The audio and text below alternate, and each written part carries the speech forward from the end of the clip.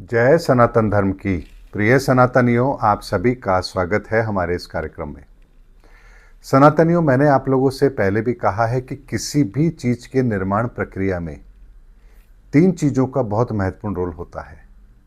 तीन चीजों से मतलब है तीन प्रक्रियाओं का या तीन की संख्या का। इस ब्रह्मांड के अंदर अगर त्रिदेवों की रचना हुई है तो उसके पीछे भी तीन का कॉन्सेप्ट है। हम किसी ट्रस्ट की स्थापना करते हैं तो वहां भी आप देखिए प्रेसिडेंट, सेक्रेटरी और ट्रेजरर तीन होते हैं। हमारे शरीर के अंदर भी तीन ऊर्जा खंड हैं जो 3, 6, 9 की ऊर्जा को अपने आप में प्रोसेस करते हैं। ये जो तीन का अस्तित्व है ये हर जगह पर बहुत बड़ा रोल प्ले करता है किसी भी व्यवस्था को जन्म देने में। इसी तरीके से हमारे शरीर के भीतर भी हम अपने आप को कैसे स्वस्थ रख पाएं, इसके लिए भी तीन प्रक्रियाओं की पालना की जाती है। और इन तीन प्रक्रियाओं की पालना के अंदर आपको एक बात समझनी है कि यदि हम बीमार हो रहे हैं तो क्यों हो रहे हैं, उसका हमारे लिए समाधान क्या है, और समाधान के बाद हम कभी बीमार ना पड़ें या बीमारी की वजह से जिस अंग को क्षति पहुंची है उसे कैसे ठीक किया जाए, यहां भी ये तीन प्रक्रिया ही काम करती है। इसीलिए हम अपने आप को कैसे निरोगी रखें, इसका भी एक बहुत बड़ा सूत्र हमारे सनातन में दिया गया है।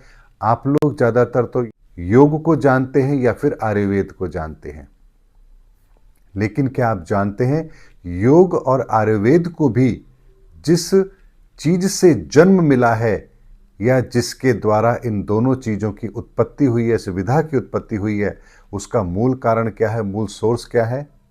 तो सनातन एक बात को समझिए, हमारी श्वासें बहुत बेशकीमती हैं।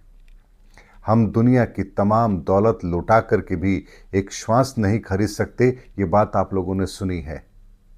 अगर इतनी कीमती हमारी श्वासें हैं तो फिर हमें पता क्यों नहीं है, हम जानते क्यों नहीं हैं? तो क्या ये केवल कथा कहानी है, मुहावरे हैं, या वास्तव में इसके पीछे की कोई सच्चाई भी है? तो सनातनी एक बात को समझिए, भगवान गणपति ने जिस गणित विधा का प्रयोग किया था इस संसार के रहस्य को सुलझाने के अंदर, वही गणित की प्रक्रिया भी हमारी श्वासों के साथ भी कनेक्टेड है।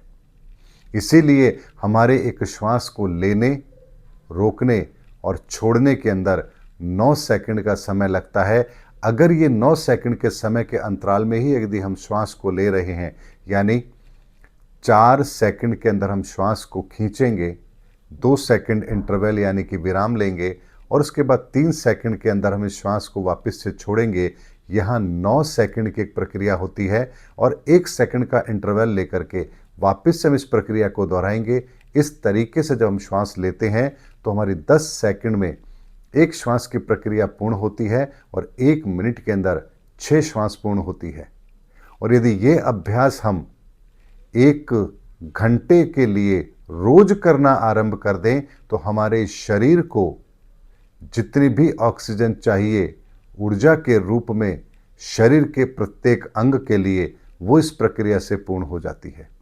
और यही कारण है कि जब हम दौड़ते हैं तो हमारी सांसें तेज हो जाती हैं, यानी हमारे शरीर को ज़्यादा ऑक्सीजन की ज़रूरत होती है, ज़्यादा ऊर्जा की आवश्यकता होती है और हम श्वास लेने की गति को तेज कर लेते हैं।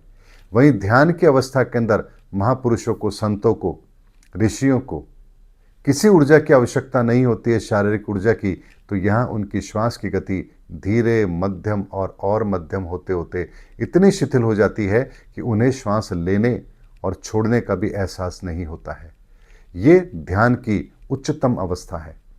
तो जो हमारी श्वास लेने की गति है, ये गति हमें हमेशा निरोगी रखने के लिए सहायक है। और यदि 1 घंटे का अभ्यास हम नियमित करें, जहाँ हमारे एक श्वास को लेने और छोड़ने के बीच में और पुनः एक अगली श्वास को लेने के अंदर 10 सेकंड का अगर समय लग रहा है, और ये प्रक्रिया यदि हम रोज 1 घंटे के लिए करना आरंभ कर दें तो हमारे शरीर के अंदर जिस भी अंग के अंदर जिस ऊर्जा की जितनी आवश्यकता है उसकी पूर्ति होगी और हमारा शरीर निरोगी रहेगा।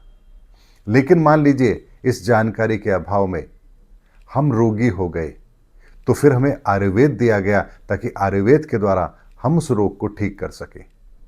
अब रोग को ठीक करने के पश्चात जरूरी नहीं है कि जिस अंग के क्षतिग्रस्त होने के कारण से वो रोग हुआ है, रोग तो आपका ठीक हो गया है, लेकिन वो अंग, वो भी तो अभी क्षतिग्रस्त हुआ है, उसको डैमेज मिला है। तो यहां फिर योग को हमारे जीवन में शामिल कर दिया गया, यानी योग के द्वारा हम हमारे शरीर के उन अंगों को पुनः सुचारू ढंग से काम करने के लिए तैयार कर सकते हैं। तो हमारे शरीर को स्वस्थ रखने के लिए भी इन्हीं 3 प्रक्रियाओं के अंदर हमें इस ज्ञान को सौंपा गया, दिया गया, ताकि हम अपने आप को स्वस्थ रख पाएं। यानी सबसे पहले वो श्वासों की ताकत कि हम रोगी बने ही ना।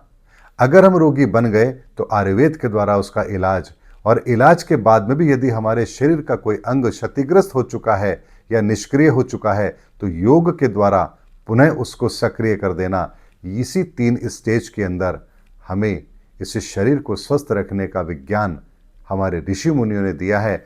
और मैं आपको जब कहता हूं कि 30 मार्च 2025 के बाद धर्मयुग आरंभ होगा, तो इसका मतलब ही यह है कि उस समय के पश्चात, उस तारीख के पश्चात हम सनातन के प्रत्येक विज्ञान के उस रहस्य को जान पाएंगे, समझ पाएंगे, और हर शब्द के पीछे जो ताकत है, जो कहा गया है, उसकी सच्चाई को जान पाएंगे। और यही कारण है कि कहा जाता है कि आपकी श्वासें बड़ी कीमती है। आप सब कुछ लुटा करके भी एक श्वास अतिरिक्त नहीं खरीद सकते। सनातनियों, इस पर मैं किताब भी लिख रहा हूँ, बहुत जल्दी ये किताब भी आप लोगों के सामने होगी। यानी हमारी श्वासें, उस श्वासों की ताकत कैसे हमें योगी बनाती है, निरोगी बनाती है, और इस संसार के उस अनंत ऊर्जा स्रोत से कनेक्ट करने की ताकत भी देती है। यानी आपकी श्वास केवल ऑक्सीजन के अंदर जाने और कार्बन डाइऑक्साइड बाहर आने का माध्यम नहीं है। इस प्रक्रिया के अंदर जो ऊर्जा का निर्माण होता है, उस ऊर्जा की ताकत को आप नहीं पहचानते हैं, इसीलिए आप इन श्वासों की कीमत को नहीं जानते हैं। इसीलिए ईश्वर ने लिमिटेड श्वासें दी हैं, और हर लिमिटेड श्वास के साथ में आप किन ऊर्जाओं का निर्माण कर सकते हैं और इनका उपयोग कर सकते हैं, या फिर इन्हें आप यूं ही जाने दे सकते हैं, ये आपके ऊपर निर्भर करता है, किसी और पर नहीं। इसलिए अपने सांसों की ताकत को पहचानिए। ये सांसें यूं ही नहीं आती हैं और यूं ही नहीं जाती है। ये कोई सामान्य प्रक्रिया नहीं है। इस प्रक्रिया को केवल हम कर सकते हैं। जानवर भी सांस लेते हैं, लेकिन जानवर अपने सांसों की गति को नियंत्रित नहीं कर सकते, उसे कम ज़्यादा नहीं रख सकते, अपने तरीके से उस ताकत का इस्तेमाल नहीं कर सकते। लेकिन हम मनुष्य इसको नियंत्रित कर सकते हैं, इस ऊर्जा को अपने लिए प्रयोग कर सकते हैं। जानवरों के अंदर ये सांसें ईश्वर के द्वारा कंट्रोल है, इसीलिए वहाँ निरोगी रहने की प्रक्रिया रहती है। यानी कि आपने जानवरों को कभी रोगी नहीं देखा होगा, लेकिन जिन जानवरों को आप अपने जीवन में शामिल कर लेते हैं, यानी पालना शुरू कर देते हैं, वो रोगी होते हैं। लेकिन जंगल में कोई जानवर रोगी होता ही नहीं है, क्योंकि वो पूरी तरह से प्रकृति के साथ जुड़ा है और उसकी सांसें ईश्वर के साथ जुड़ी हैं, यानी उस शक्ति के साथ जुड़ी हैं। वहाँ प्रकृति के किसी भी नियम का उल्लंघन नहीं है, और हम नियमों का उल्लंघन पे उल्लंघन किए जाते हैं। इसीलिए हमारे जीवन में परेशानी है, हमारे जीवन में तकलीफ़ें आती हैं, हम असहज होते हैं। लेकिन जो प्रकृति के साथ जुड़ी हुई चीज़ें हैं, वो ना कभी असहज होती है और ना ही कभी वो किसी का अहित करती हैं। उम्मीद करता हूँ सनातनियों, मेरा वीडियो आपको जरूर अच्छा लगा होगा। अगले वीडियो में आपसे फिर भेंट होगी, तब तक हमारे चैनल पर बने रहिए। जय हिंद, जय भारत, जय सनातन धर्म की।